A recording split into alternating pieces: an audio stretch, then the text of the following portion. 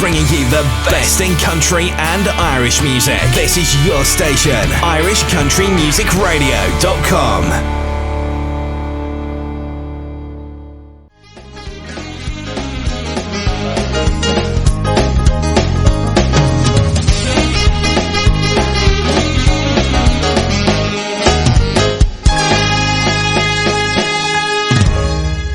Well, there you have it. That is, of course, the Moynihan Brothers Band, and one of the members of the Moynihan Brothers Band, of course, is Mr. Dave Moynihan, and we have Dave on the phone as we speak. Hello there, Dave Moynihan. How are you? How are you going, Seamus? Are you keeping well? Not too bad at all. Not too bad at all. Good man. Fair play to you, and thanks for having me on your show there. Not a bother in the world. I'm delighted to get the call. I feel up with all the you've all the big boys there, the Daniels and Daniel O'Donnell and all the lads, and God, I feel privileged tonight now, in fairness. Well, the way I was looking at it, you see, was that I got Daniel out of the way first, because when you're getting a support band, you always put them on first, and then you bring in the big fella. No, fair play to you. You're doing great work there. Well, thank you very much. Thank you. Well, I tell you, anyone that there was a few people saying we haven't heard too much. I mean, we don't know Dave Moynihan and the Moynihan brothers, their style. Well, I just said I'd have to play a little bit of the brass. Brass would be a big part of the style of the Moynihans. Would that be correct? It would. No doubt about it. You can't beat the brass sound, no matter what anyone says, you know. Brass was always in the family band and in my father's band, you know, from day one. Well, my father started with a Cayley band back before he was even born, or any myself or Arthur, Tommy were born, but then he went on with the dance band, and he always had brass involved in it, yeah. All of us had the brass, and it was always known as a show band or a big band. The big band didn't mean he had a big name or anything, but it meant big band was always used with the brass, you know, big band or show band. And it's strange how it worked very well for him. He made a living and reared us over it, and we reared our families over it as well, you know. And no, the brass definitely was in the Moynihan family all the time. Some people like the brass, more people don't, but more people like it than don't like it, you know. Well, luckily. And when you say big band, there was 6 or 7 in the band, if I'm not mistaken? God, there was 10 at one stage. 10? Went down to 9, and then it was 8 for many years. Like, mostly our days now was 8, you know. God, there was 10 at one stage, yeah. Like, when you go back to brass, we had tenor and alto, trumpet, and trombone, brass section, like, you know. Yeah. And it was a big sound, you know. But then there was in the 80s, then when we started with the show, but when we had the show band, it was mostly tenor sax, alto sax, trumpet, you know. Yeah. Like Arthur was on trumpet, then Tommy, my brother, was on alto and tenor, and Arthur doubled up on keyboards then, and you had Lord Mershon and Tommy Redmond, as you well remember, and Con was with us as well, sure, at that time. Very talented man, Con. Second tenor sax as well, you know. Great musicians, you know. Yeah. But unfortunately, we lost the 2 lads, Lord rest them. Yeah. You know. Very talented fellas, like, because I would have done little bits and pieces with Con myself. Now, he was, you know, when I was in school, he was on a few of the musicals and pantos, and, you know, I mean, he stood out, full stop, you know.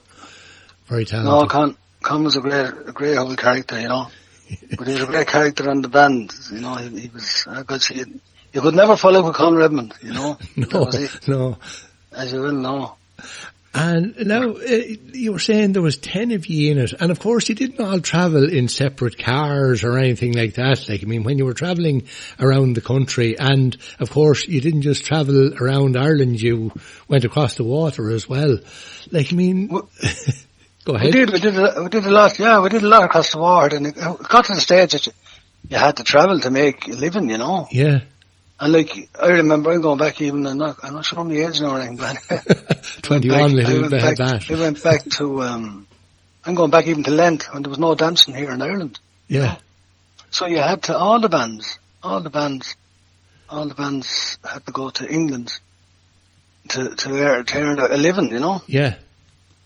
And that was the way it was. And you had the Galtymore, the famous Galtymore, and the Gresham and Holloway Road, Hibernian, Fulham, all those ballrooms that time. And then you had all the early centres all around England, Manchester, Birmingham, Leeds, and so on, you know. But you had to go over and work over there, and that was it. And luckily to get work there, you know, you had to be well known to get work in it. Yeah, you know? and of course if you go in the first time, you get your foot in the door maybe the first time, but the next time and the time after is all about how you do on that first time. You have... Oh yeah, it was all about it. You wouldn't be long about being told, you know, in fairness to them as well, in fairness to the promoters or the owners of the ballrooms. And if you weren't getting the crowd, with that time, look at the crowd of the like of the Galtymore those days, they were great days, you know. Yeah. Cricklewood Kilburn was full of Irish that time, you know. And it's very sad there just to see it. It's only a door left now. Last time we were in England, we just went over to look at it, and it was only a door. The whole site is just an empty site, you know. Yeah. At that time there was thousands of people in listening to any band, you know. And you had two bands. You had what you call the top country bands in one place, and then you had like of ourselves show bands or whatever in the middle in the Galtymore itself. Then you had Ashton's with the country bands. Then you had a big disco for the younger people, and the three of them would be packed, you know. If you open the dressing room looking out and the queues outside, so you think you'd be Joe Dolan, that's true.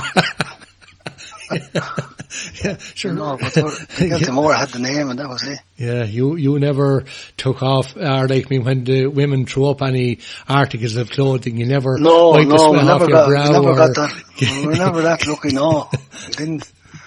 We didn't get that far, no. But they were great days, great memories, you know.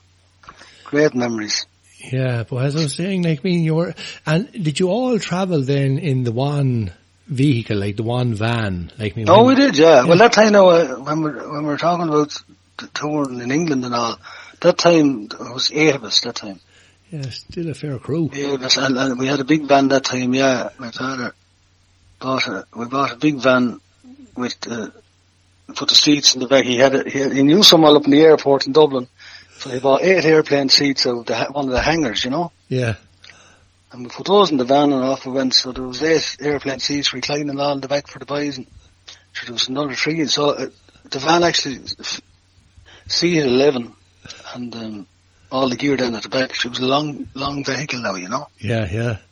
But she was great at the time. That's how we all travelled. Yeah, we all travelled together in that. And the crack in that was good now, I can tell you at times. Yeah, yeah. The clothes were hanging from night to night and never took out. Yeah, yeah. You know yourself. Yeah, you wouldn't, as the fellow says, anyone after a couple of weeks on the road, like, I mean, you'd want to be approaching you with caution, or downwind anyway, if nothing else. You would. They were great days though. So before our mother be ironing the shirts, she had the iron and she'd be ironing the shirts in the dressing room before you'd be on, but sure to be a whip off the shirts. You'd be there for a week. We wouldn't bother bringing them home to wash them even, you know. You hadn't the time at the time. That's the truth. You'd be so busy. Yeah. When you'd be over there, you were just from digs to digs. And, yeah. You know, and over there, as I say, you go for a month's tour and you might be off on a Monday. That's the truth. You might be off because you got work. You definitely got work Wednesday, Thursday, Friday, Saturday, Sunday, you know. Yeah. Those days, but you'd be off on a Monday, and I remember coming out from the digs. We used to stay opposite the Galtymore there, all the bands did. And you come out on a Monday morning, you get up early because you knew you were off, and we go down to town to try and get stuff for the children to bring home or whatever. And outside the Galtymore, without exaggerating, other bands will tell you this, there must have been 100 lads standing outside it, waiting. All the transit vans and vans pulling up to bring them to work. Oh yeah, the lads just looking for a start, isn't that what they used to call it? Lads looking for a start, yeah. Lads looking for work, for a week's work. The vans just pull up and call in 3 lads into the van. What do? You know, building or whatever, and bring them on to work. Yeah. Yeah, and you weren't sure. Like, I mean, they were never sure of their day's wages, like, because they didn't know whether they were going to be the lad that was going to be picked up and brought on, or whether. No, true. Yeah. You'd be only hoping. They were great days now, you know. But going back to the brass was more than popular, like, you know. So like for a small village, like we're in Ferns, as you well know. Yeah. For a small village, I've yet, and I'll hold my hand up and I'd love someone to say, find a village that has as many musicians, you know. Yeah, there's... Apart from the Moynihan, you had the 7 Davitt brothers that time. Yeah. You know, and they were travelling all over as well, and you'd Sean and Kay, and you'd some more bands in the village of Ferns. And like, even the Davitts now, there's so mmany branching off, but now sure Joe's there with a great band.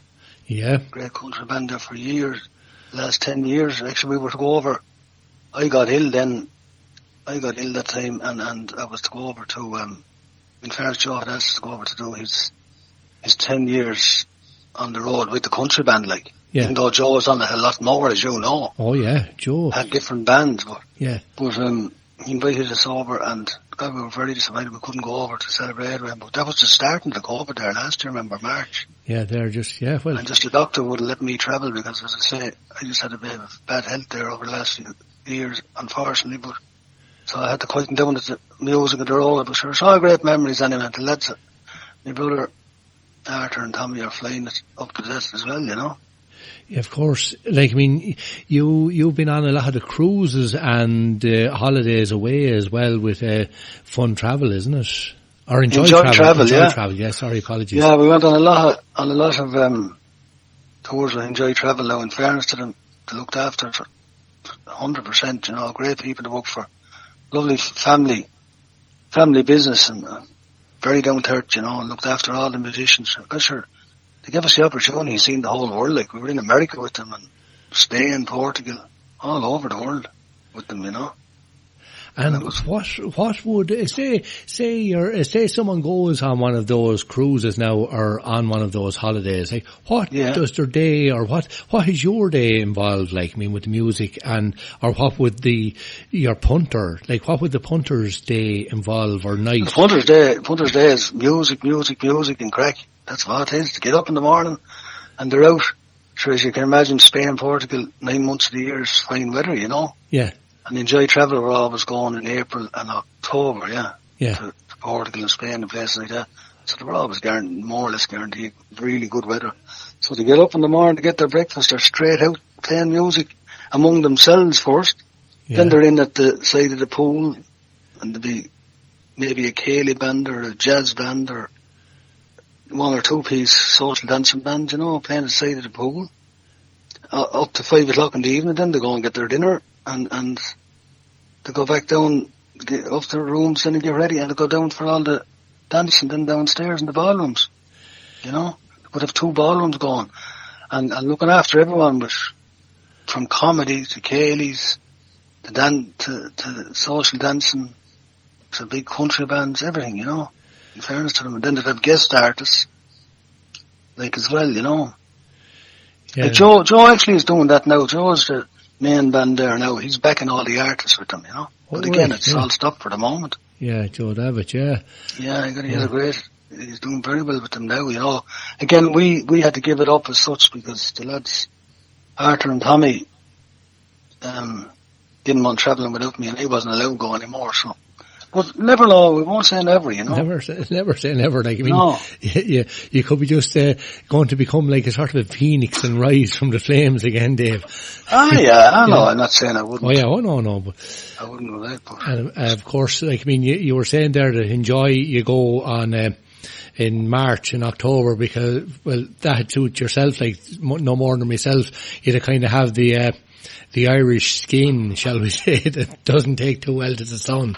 Like, you'd burn quickly. True, yeah. It wouldn't be over warm. No. They always, that's why they went in April and October. It wouldn't be over warm, you know. Well, you could get rain as well. You could be unlucky. Yeah. Well, it'd never be cold, you know, but you wouldn't get days and days of rain. You might have a thunderstorm or something like that. Yeah. But it'd be nearly always guaranteed good weather. And as you say, without being really too warm. Yeah. Because again, the age group that had been going on those events, you know, you have to look after them too. They're not used to big, massive heat, you know. No. Like, and of course they're going to be dancing as well, you see. Sorry? They're going to be doing heavy duty dancing and that, like, doing a lot of dancing. They're dancing from morning to night, as I said to you there, you know. Because it's a music. If you don't like music, it's no place to go. No, That's the truth. no. They're music holidays, Yeah. And go ahead, sorry. I know, I was just going to say, and Enjoy Travel do a great job at it, in fairness to them, What was the first instrument that you took into your hand to have a go at? Like, I mean, you were reared with, with your father and mother, and with the whole music thing. And what was, did you, what was the first instrument that you took in your hand, and did you decide, God, that's the one I want, or did you try a few before you settled on? Yeah, no, I started on, my father bought me, I started on a little small guitar. We had a music store at the time, Yeah. My father had, I was only 11 years of age, 12, and we had a music store in Ferns at the time, and he gave me a little guitar out of it, and I learnt a few chords out of that off of books. That time you got books, and you learnt a few chords yourself. And he bought me an electric Hofner guitar then at the time, and bought Arthur one as well, and bought Tommy his first. I think Tommy started on the clarinet or alto sax. I think it was alto sax actually. But it's all an instrument each, and that's kind of how we all started, And then he brought me my first time on stage was 11 years of age in Camolan Hall, if you know it. Yeah. Camolan. That was my first time on stage, and then Tommy came in then Arthur came in after a few years, so we were all at then, And that was it. But that was the first instrument I ever played. Guitar, yeah. And then I went on, my instrument, if you can call it my instrument, is bass guitar. I always played bass. In the 17 years of age, 16, 17, I played bass on the band then. We had a lovely man on the band, a local lad as well. He was on the band at the time playing bass with my father, Jim Moles, Lord of Mercy on him. And he was playing bass, but he went on to second trumpet as well.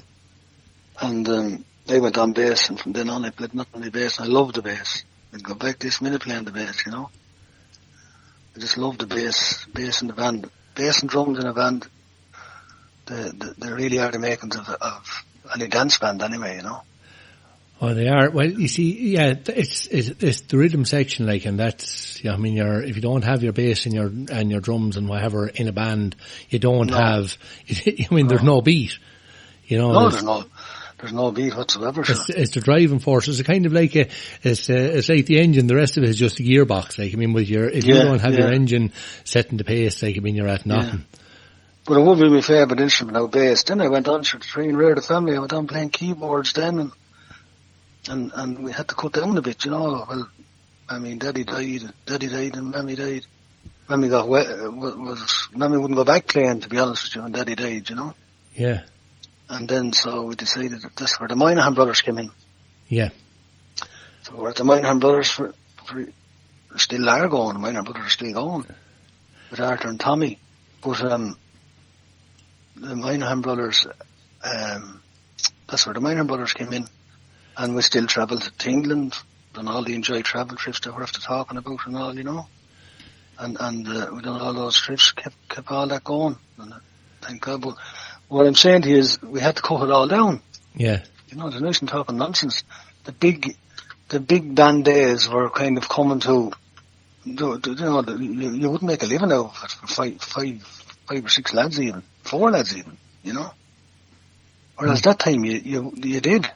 Yeah. It's strange, isn't it? Yeah, you were saying there, you had 8 there, and they were supposed to be the bad old days, and you still could have an 8-piece band. Well, we all learned a week's wages. Nothing massive out of it, but we earned a week's wages. And we got through it. We had good and bad days, same as anyone else. But yes, there was a wage in it. But you had to get the right venues that time, Seamus, Yeah. You had to get the venues that were paying bands of that number. Yeah. You had to go to England. If you went to England and you were playing, don't get me wrong, but if you were playing in an Irish centre that only held 60, 70 people, that was no good for a band of that number, Well, it wasn't going to pay what was going to take to No, have a you band had to in be place, getting, you had to be getting in the Galtymores and the Greshams and the High Vernon and Fulhams, especially in London. Yeah. At that time. And unfortunately, it's sad to say, all those are gone. There's not one Irish centre left in London. No. But that's the way it's gone. Yeah. Now, I'd say there's a few different times now. Like back in the day, you didn't have your service stations, your all-night service stations or anything like that. Yeah, and of course the who was it? Johnny Carroll was on one night talking about having to get a bit of hay and put it into a tire to get from one place to another. Oh, good stuff. That's the truth. No, you had no service stations at that time, especially in Ireland. In the late, I suppose in the late 80s, early 90s, there was service stations on the motorways in England, but I hated them. I literally hated them. And that's the truth, because I was driving all the time, like. Yeah. And like, I had the responsibility of 8 lads in the back of the van, including my mother and father. And I just wanted to get the journeys over, you know. Yeah. And coming back from London, my father used to be, oh God, poor daddy, Lord have mercy on him. And he'd be in the back of the van, I could hear him saying to my mother, God, he'll surely stop. So my father would be loving a cup of tea, you see. Yeah. He'd be on a cup of tea and a scone or something. Yeah. And I could hear him saying to my mother in the back of the van, oh God, service is coming up there now, Patty. He'd say, God, wonder will he stop? So I was an off man, I keep driving. I just want to get the journey over. Yeah. I'd say to myself, sure, Daddy, you can have your tea now when I get to Wales, get down the country. Yeah. And we've gone by and all I'd hear from Daddy, this man will never stick this. What that was the crack that time. Yeah. And I was doing, don't get me wrong, I heard that I didn't want my father getting a cup of tea. But if I went in and got a cup of tea or a cup of coffee, I was gone, I'd be asleep. Yeah. I wanted to just get the journey over. Yeah. You know? So all these road safety things saying, pull in and get a cup of coffee, you're kind of able to disprove that whole... Oh, dear, no, I don't agree with it at all. Get the journey done. Yeah. And did you ever have any times that you were stopped on the road or anything over there now God, I surely was. I done a U-turn on Birmingham Junction one night, and that's the truth. All right. How did that come about? I wasn't over there. I wasn't driving. I done all the driving over there, and I'd say it was the first or second time I ever went to England. Like this was very early 80s. It could have been 79, 80, 81 maybe, you know. Yeah. And sure, I hadn't a clue of England. I thought going to England to me was like going to going to travel the world, you know. Yeah. I didn't know the roads or nothing, motorways and all meant nothing to me, like. Yeah. At the time, I was only young, and I done a U-turn I went wrong on Spaghetti Junction. A lot of the lads on the vans and all that know Spaghetti Junction going into Birmingham, but sure, I done a U-turn on it. It was just like U-turning on any road, like. Yeah, yeah. But sure, the cameras were on me and the Jeep was on me within seconds. Yeah. You know, and sure. Who was this suspicious looking Irish fella? Who's this suspicious looking at? But in fairness to them, they let me off. I said, look, I'm sorry, I didn't know, but I could have been locked up, like. Yeah.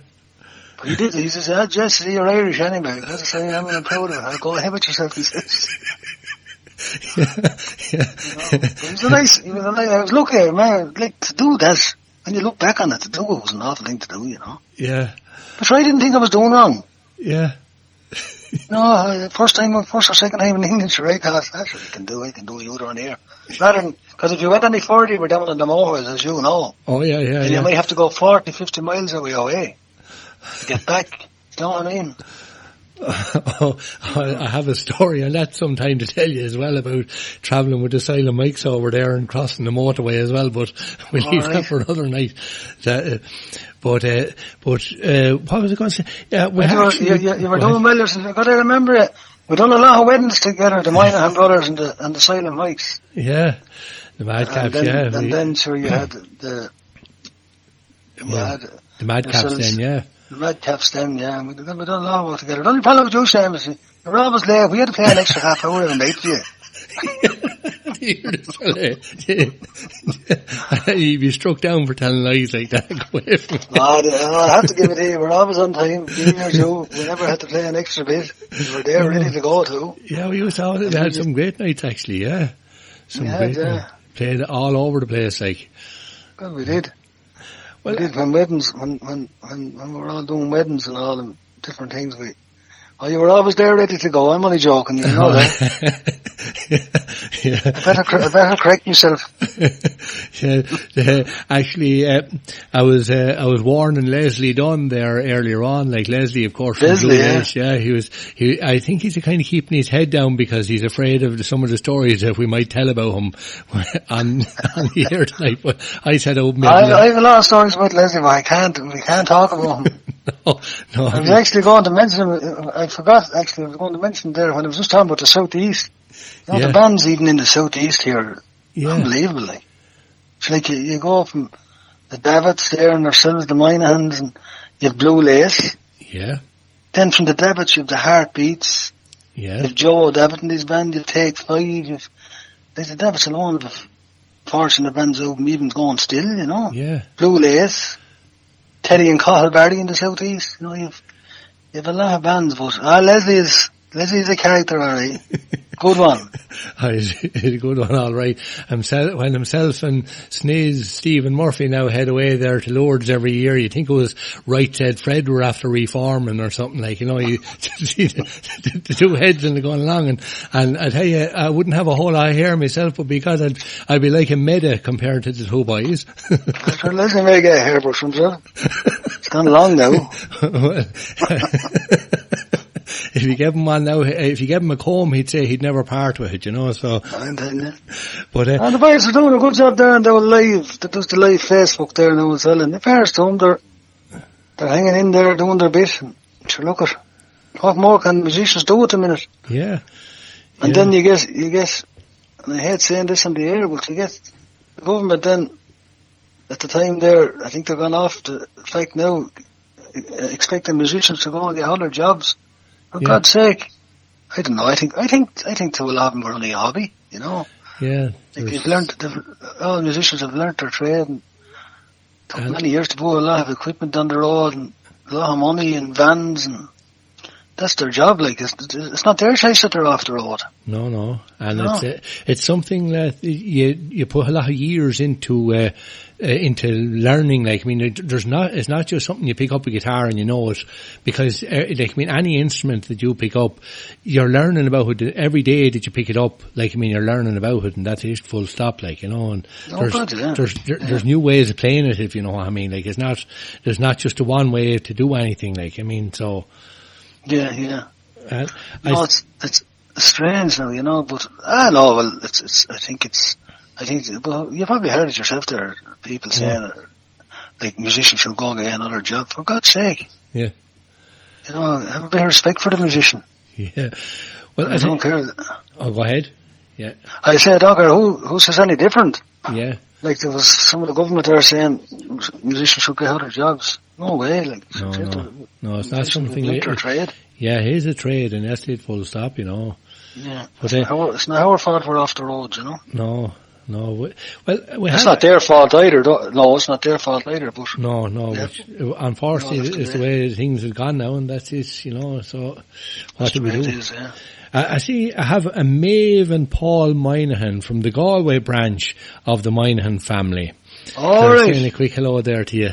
Hello, Maeve. How are you going? And all the Larkins up there. Fair play to them. Yeah, and of course, Paul, like your own, when we mentioned Paul there, he'd be a fairly handy man on the guitar as well himself. He is, in fairness to him. Paul is a good man on the guitar, and I should lads all play a bit here on my own lads. But Paul is teaching music now, but again, it's kind of stopped now because of the COVID thing. The COVID, yeah. Yeah, and of course, Paul is full-time teaching now, and he's doing very, very well for himself over in Galway, yeah.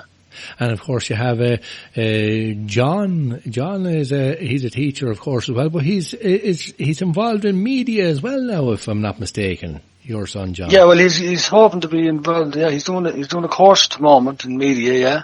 Yeah. That was always his ambition, to be honest with you. You know. Yeah. He is teaching, as you say, but his ambition was always he's into media. So. He's been doing a few sort of live broadcasts there from matches and the like of that, like for when matches weren't able to be like when people couldn't go to the matches, like he was providing providing commentary and all from the matches, like he was. Oh, he was, yeah.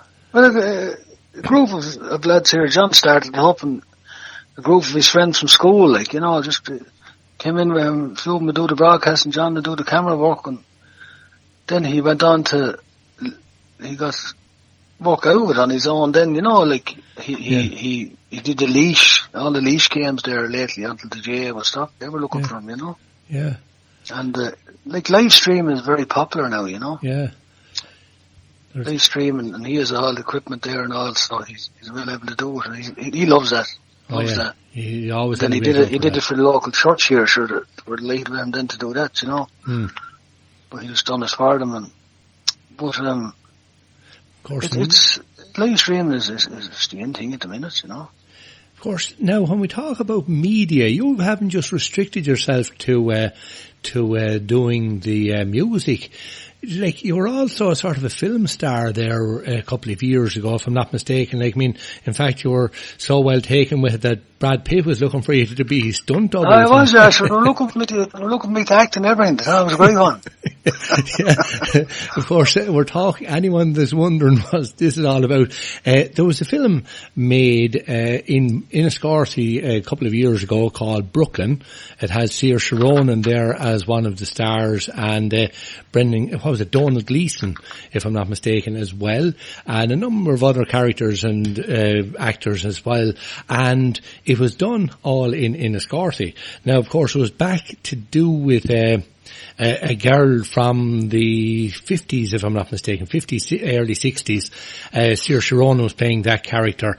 And one of the things that I had was in the Athenaeum, what was you could call the ballroom there, they had to, that was where she would have gone, well, the character would have gone dancing. It was, of course, Colm Tobin had written the book that came from Brooklyn, and they needed a band. And of course, if they were going to get a brass band, who were they going to get? Only the Moynihan brothers. And the Moynihan brothers, of course, played there in the background while there was a bit of romance and the like going on the dance floor. Would that be right, Dave? You're dead right there. I don't have to explain anymore because you've done it all for me. Fair play to you. But, that's the truth. We're looking for, that's going back to a bit of brass. They just wanted somewhere a bit of brass. And a 60s look at the time, sure, they done us up to the last, made us look old men, you know. But it was a great experience, I have to say. Sure, it was nice to be asked. It was a great experience, and we got paid for the job, so. And what was it like behind the scenes on the like of it's like it was a Hollywood film. When all is said and done, it was a film that was done through Hollywood. Oh, it was, yeah. So what was Enniscorthy was nearly locked down at the time. It was, yeah. You know, it was a great thing. Don't get me wrong, it was great to be involved in it, you know. And we were looked after very, very well. And just to show you the day with films, I know nothing about it, but the background even to us doing it, there was three, ourselves and our ex-drummer, Pat Plummer. Yeah. And we asked Pat to come in with us because we needed a drummer, and naturally he was the man we were going to ask because he worked for it for years, a good lad, you know. And the four of us went in, and I had the double bass, you know, the big long double bass. Big double bass, I had to play that, naturally, because it was a 60s look they wanted, you know. And but we played it, but there was one woman, I'd say it was in her 50s, maybe 52 or 3. She was just flown in from America alone to look after the music for the band. All right, yeah. So that goes to tell you, everyone had their own job, their own job, yeah. And how did you get the job? Like, how did they know about the Moynihan brothers, or did you audition for it, or did you put in your name? No, we never auditioned at all. No, I just got a phone call. I got a phone call from a strange number, and it was one of the producers, and he obviously either knew about us or was told about us. He was on something with brass. Yeah. And he said, I've heard a lot. He did say, I've heard a lot about the Moynihan brothers. You have a brass section, and I said yes. And sure, if I hadn't, I was going to pull it together anyway. You're telling me you were able to do it anyway, and then work out the logistics of it after. But to make a long story short, it was brass they were looking for, and he obviously was told about us from obviously around the county, you know. Yeah. Because he was a producer from America. He didn't know the Moynihan brothers, no. Wouldn't know any of us, but obviously he inquired about a band and someone. That's obviously how it happened, you know. And they studied it on YouTube then, you see. Yeah. And they looked at some of our stuff on YouTube and we sued them for the job, so that was it. Because he said to me, I do remember him saying to me, we want to look at some of your stuff on YouTube, or can you send me on stuff? So I sent him on stuff to his email, and they studied it, and we got the job anyway. But it was it was a great experience now, to be honest, you know. Yeah. And great experience. Behind the scenes then, would you have been mixing with the like of your Saoirse Ronans and Donald Gleesons and all these? Ah, no, so we'll be too big for them, James. Oh, I suppose. And what I actually really meant to say was, were Saoirse Ronan and Donald Gleeson coming up and asking for your autographs or anything like that? No, unfortunately. No, in fairness to them, they were busy. Believe it or not, we were busy because our boss had us going hard and yes, they'd smile up at you and phone around and say hello maybe, but that was it, you know. No, you didn't. The only time we really ever mixed was when we get something to eat, you know. Yeah. Everyone mixed then. Well, there was a lot of people that time, a lot of extras that time.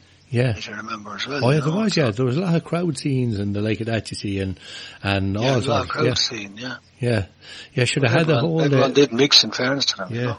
Should have had a big audition thing there in the Riverside for a while. Like, I mean, I think it was a day or two. They had for auditions and all, yeah. They had for extras, yeah. They had. Look at the truth of the matter is, we were just lucky to be asked to do it. You know, it was a privilege to be asked to do it. And they obviously saw some of our music or something, you know. Yeah. Now, I have a few people here that are after sending hellos to you. There's Lev and Gloria are over there in New Brunswick, over there in Canada, and they're Lev and Gloria Jackman. And oh, lovely. Yeah. How you going, folks? And we have Maureen Burke is up there in Leitrim. Maureen Leitrim, yeah. How are you, Maureen? Yeah. Hope you're keeping safe, yeah. Yeah, and Ron Hinsley is over there in where is it? Ron Hinsley, he's in Wolverhampton. He's in England. Yeah, Wolverhampton, that's right. Wolverhampton, yeah. And actually Lev has just sent me over a message here to say that they saw the movie and they have the book. Actually, Gloria sent me that message, sorry, Brooklyn. So now, Gloria, you know who the band were on the stage there when in the Irish scene where they were doing the bit of dancing. That's who it was now. Dave was the kind of a dashing, good-looking fella up there on the stage looking down. Yeah. And of course, Nicola Arnold is up there in County Meath and the whole family. Nicola, yeah. Fair play, a great supporter of all the bands in fairness to her. Yeah, Sonny, of course, and Aoife, and Mini Gigi, as we call him, Ian Arnold, and of course, Kaylee as well. The whole family is there, all listening in. Fair play. And Tom McCracken is over there in England as well. Tom is a great artist over there himself. Oh, how are you, Tom? Yeah. Hope you're all keeping safe over there. And of course, sure, we'll say a quick hello there to Leslie Dunn as well. Leslie listening in. Fair play to Leslie, yeah. Good man, Leslie. and of course, Joe Davitt as well. Oh my God, another great friend of mine. Yeah. Joe, fair play to him. And Sandra Shaughnessy is listening in as well. You know, Sandra. Poor old Sandra. Sandra's another great supporter. Sandra, now in fairness, looks after all the bands and makes sure that the bands are all looked after everywhere, and she supports the dances and for all the bands, and she looks after us all there on Facebook and everything. In fairness to her, thanks Sandra for everything. Yeah, and Leslie had just sent a message saying, "Say nothing, Dave. Say nothing." So he doesn't want any of the secrets to come out. Like, so, anyone that's listening in now, we'll say no more, Leslie. We won't tell him. No. Well, our silence can be bought, Dave. Our silence can be bought. Brown envelope with loads of notes in it, and we'll keep our mouth shut. Like, you know. That's the truth. And of course, Rebecca Moynihan, I think you might know her. She sent in a quick hello there as well. She's my little girl, Seamus, you know that, like. Yeah. Daddy's girl. Daddy's girl, yeah. Yeah, she's your favourite daughter, isn't she? She's my favourite daughter, yeah. Yeah. How are you, Rebecca? Fair play to you. And of course, we can't go out saying hello to Dave Jr., of course, as well. Fair play. And sure, you'd miss them all, so we can see none of them really at the minute, you know. No. The only one you can see, I suppose, is Eleanor. Eleanor, the better half. I've ever said hello to Eleanor, I'll be shot. How are you going, Eleanor? You might get no dinner tomorrow, so. And I'll say hello to my 2 grandchildren, if you don't mind, Seamus. Oh, surely, yeah, definitely. May and Joe, my 2 grandchildren, I think they're listening in there as well. So fair play. Yeah, Grandad is there now, so he's saying hello to you, so, and you have to go to bed now as soon as this is all finished. All right. Go to bed now. Yeah. But sure, we'll let you run there then, Dave, and thanks a million no bother. And listen, Seamus, I really appreciate you having me on. No problem at all, Dave, no problem at all. It was thanks great to have you you. And sure, as I say, from myself and Tommy and Arthur, thanks very, very much for all the promotion there and all you gives us there and with the Moynihan brothers, fairness to you. Yeah, no problem at all. Now I'm going to play you out with a Dad's Family Band. Is a song. Maura Sweeney was it? Or who? Mary Sweeney, yeah. in Longford. She's a songwriter. She writes for. She has wrote a lot of songs for a lot of the artists in Ireland, like Louise Morris. She wrote a lot of stuff for now. Philomena. Margot. Yeah. And a lot of artists like that, a lot of the ladies, and great friends of ours, herself and the husband, and she just said to me one time, "Gonna give me no story about the band there, and come up to me someday, and we'll talk to me about the band, and we'll between the two of us, we'll write a song." So we did, and in fairness to her, she done a lovely job for us, so we're delighted with it, to be honest with you, you know. We went up there to record it then, up in Longford. Yeah.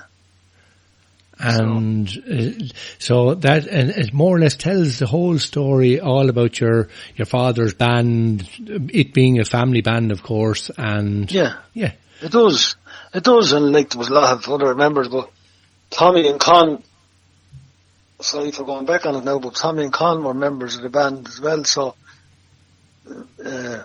rest in peace to both of them, and we just had to give them a mention in it because they're the only two that are, you know. So we had to give them a little bit of mention in it, and it was all their first cousins, as you know. They were like brothers.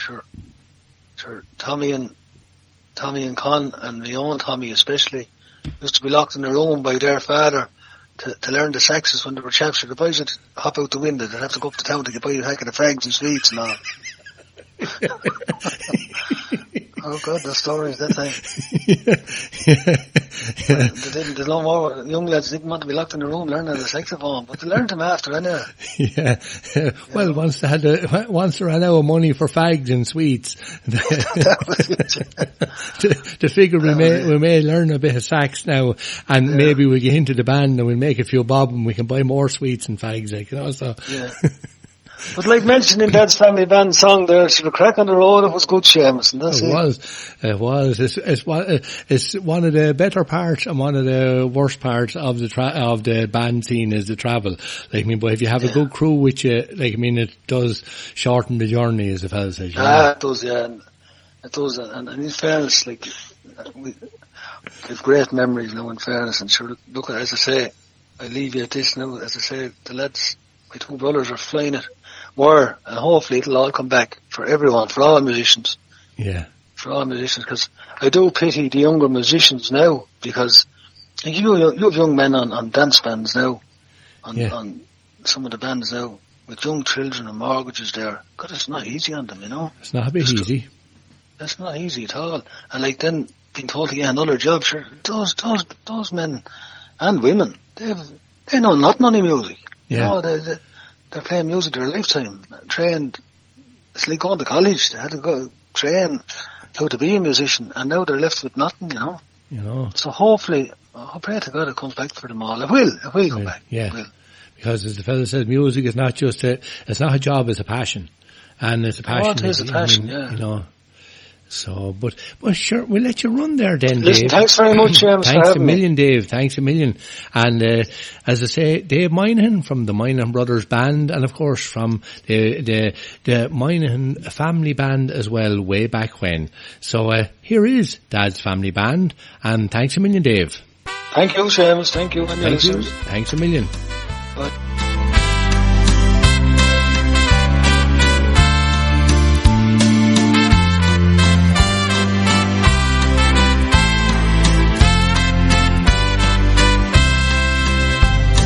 We miss you, Dad, and the times that we had, playing those old show band songs.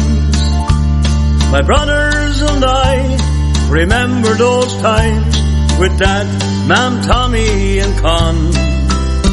In a house full of love, music and song, in the parlour we all played along. And in sad times our prayers were also said there, when those that we loved had passed on. My dad had a plan. Bringing you the best in country and Irish music. This is your station, irishcountrymusicradio.com.